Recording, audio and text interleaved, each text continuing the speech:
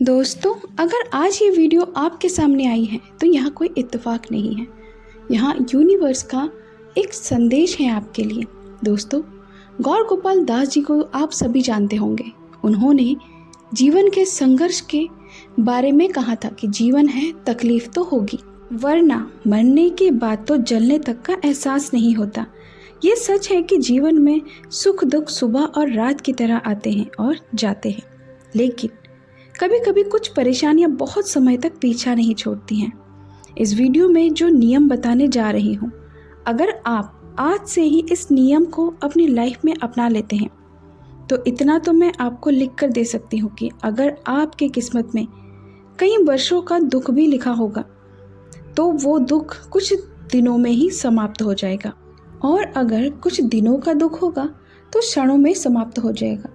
मैं इस नियम को एक कहानी के माध्यम से आपको समझाने जा रही हूँ, और इस वीडियो के लास्ट में एक महत्वपूर्ण प्रोसेस है आपके लिए, जिसे अगर आप डेली रूटीन में अपनाते हैं तो वह आपके जीवन को सफल और समृद्ध बनाने में आपकी बहुत मदद कर सकता है।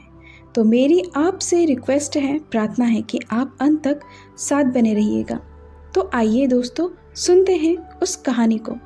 दोस्तों, एक कबूतर रेगिस्तान में रहा करता था। वहाँ कुछ समय से बहुत बीमार चल रहा था और इसी वजह से उसके सारे पंख भी खराब हो चुके थे, जिसके कारण इतना खाना तलाश नहीं कर पा रहा था और कई दिन से भूखा भी था। एक दिन की बात है, एक सफ़ेद रंग का बहुत ही सुंदर कबूतर उड़कर वहाँ से गुजर रहा था। उस बीमार और दुखी कबूतर ने उस सफ़ेद रंग के कबूतर को देखा और उसे रोका और उससे पूछा, तुम कहाँ जा रहे हो?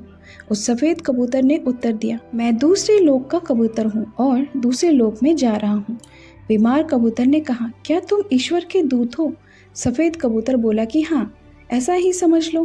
बीमार कबूतर ने कहा कि तुम मेरा एक काम कर सकते हो। सफ़ेद कबूतर बोला, हाँ बताओ, मैं क्या कर सकता हूँ?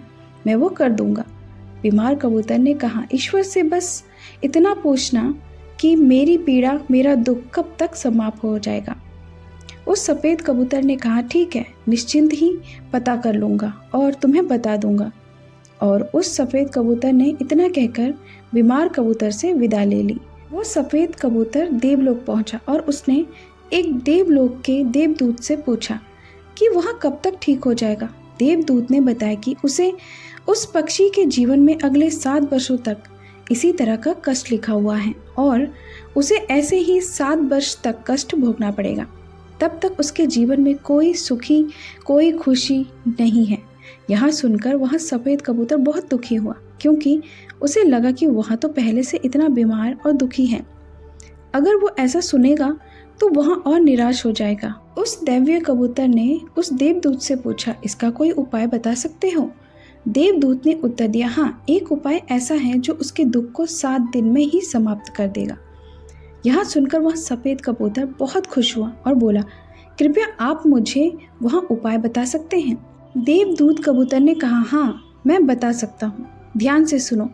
अगर कोई प्राणी इस वाक्य को हमेशा बोलता रहे तो उसके जीवन की कैसी भी समस्या समाप्त हो जाएगी। वह सफ़ेद कबूतर बोला कि वह वाक्य क्या है? देवदूत बोला, वहाँ वाक्य है कि इन सब के लिए भगवान तेरा शुक्र है। और वहाँ दिव्य कबूतर जल्दी से उस बीमार कबूतर के पास पहुँचा और उसे बीमार कबूतर को वह उपाय बता दिया। 7-8 दिनों के बाद वहाँ सफ़ेद कबूतर जब उधर से गुजरा तो उसने देखा कि वहाँ कबूतर बहुत खुश था। उसके शरीर पर नए पंख उगाए थे। वहाँ सफ़ेद कबूतर बहुत आश्चर्य था, क्योंकि उसने मन में सोचा कि ऐसा कैसे हो सकता है कि किसी के भाग्य में अगर 7 वर्षों तक कोई खुशी नहीं लिखी थी, फिर भी यहाँ पक्षी इतना खुश कैसे हो गया।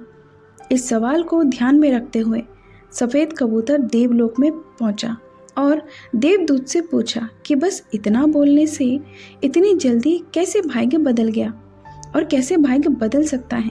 तब देवदूत ने उत्तर दिया कि हाँ, ये सच है कि पक्षी की ज़िंदगी में 7 साल तक कोई खुशी नहीं लिखी थी, लेकिन वह पक्षी हर स्थिति में इन सब के लिए भगवान तेरा शुक्र बोल रहा था और भगवान का शुक्र अदा कर रहा था। इसी कारण से उसका जीवन बहुत कम समय में बदल गया। जब पक्षी गर्म रेत पर गिर गया तो भी उसने इन सब के लिए भी ईश्वर को कहा, इन सब के लिए ईश्वर तेरा लाख लाख शुक्र है। वहाँ पक्षी उड़ नहीं सकता था तो उसने इन सब के लिए भी ईश्वर को कहा, ईश्वर तेरा लाख लाख शुक्र है। उसे प्यास लगने लगी और आसपास पानी नहीं था तो उसने कहा, इन सब के लिए भगवान तेरा शुक्र है। जो भी स्थिति हो, पक्षी इस बात को दोहराता रहा, इन सब के लिए भगवान तेरा शुक्र है। और इसीलिए 7 साल 7 दिनों में समाप्त हो गए। दोस्तों, आपने ये कहानी सुनी और पाया कि बीमार कबूतर कितने कम समय में स्वस्थ हो गया और उसके पंख ठीक हो गए।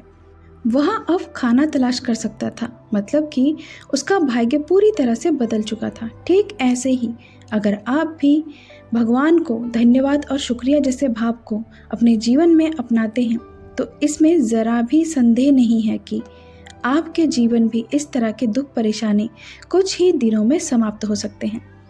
जब हम इस बात पर ध्यान देते हैं कि आज आपके पास क्या है और आप उसके लिए ईश्वर को धन्यवाद देते हैं, शुक्रिया करते हैं, तो आप अपने भाग्य को बदल रहे होते हैं, जिससे आपके जीवन में हर पॉजिटिव चीज़ में बरकत समृद्धि होने लगती है।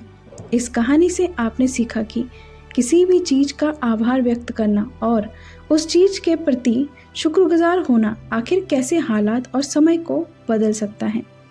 यहाँ मन का एक ऐसा भाव है जो नकारात्मकता से सकारात्मकता की तरफ ले जाता है, आपकी नेगेटिविटी को पॉजिटिविटी में बदल देता है। अगर आपको अपनी ज़िंदगी बदलना है और अपने सपने सच करने हैं तो आपको ईश्वर को हर चीज़ के लिए धन्यवाद देना चाहिए जो आज आपके पास है।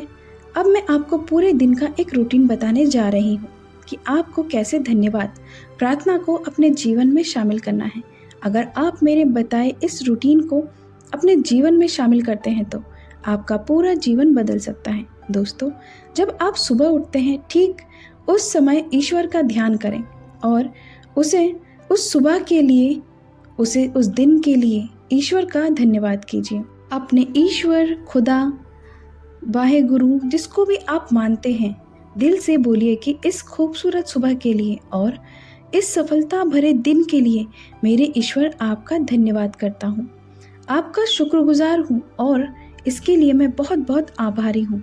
और उसके बाद जब आप ब्रेकफास्ट करें तो अपनी ब्रेकफास्ट की प्लेट को छूकर मन में ईश्वर को उस ब्रेकफास्ट के लिए थैंक यू बोले, धन्यवाद बोले, शुक्रिया करें। उसके बाद जब आप कोई काम शुरू करें या अपने बिजनेस या स्टडी के लिए घर से बाहर जाने लगे तो ठीक निकलने से पहले आप ईश्वर से बोले कि मेरे ईश्वर, मेरे अल्लाह, मेरे वाहेगुरु, मेरे जीसस, आज सफलता से भरे अवसर देने के लिए मैं आपका शुक्रगुजार हूँ और आभारी हूँ। मेरी इतनी अच्छी इनकम के लिए मैं आपका आभारी और धन्यवाद करता हूँ। मुझे मेरे इतने अच्छे दोस्त देने के लिए आपका धन्यवाद और आभार व्यक्त करता हूँ। मेरे कार्य को सफल करने के लिए आपका आभार व्यक्त करता हूँ और धन्यवाद करता हूँ। मुझे आज कुछ नया सीखने के लिए आपका आभार है और आपका धन्यवाद करता हूँ। ठीक ऐसे ही जब आप दोपहर का खाना खाते हैं तो आपको वही प्रोसेस दोहराना है जो आपने ब्रेकफास्ट के समय किया था और रात के खाने के समय भी खाने की प्लेट को छूकर ईश्वर को धन्यवाद देना है। वास्तव में अगर आप ऐसा कर लेते हैं तो आपकी दुनिया पूरी तरह से बदल जाएगी। अगर आपके पास आज किसी भी चीज़ की कमी है तो वह कमी कुछ ही दिन में पूरी हो जाएगी। यहाँ एक ऐसा इमोशन है, ऐसी प्रेयर है, ऐसी प्रार्थना है जिसे आप जितना अपने जीवन में शामिल करेंगे उतना ही आपका भाग्य सफलता की ओर बढ़ने लगता है। आपके घर में धन, सुख, खुशी, समृद्धि आने लगती है।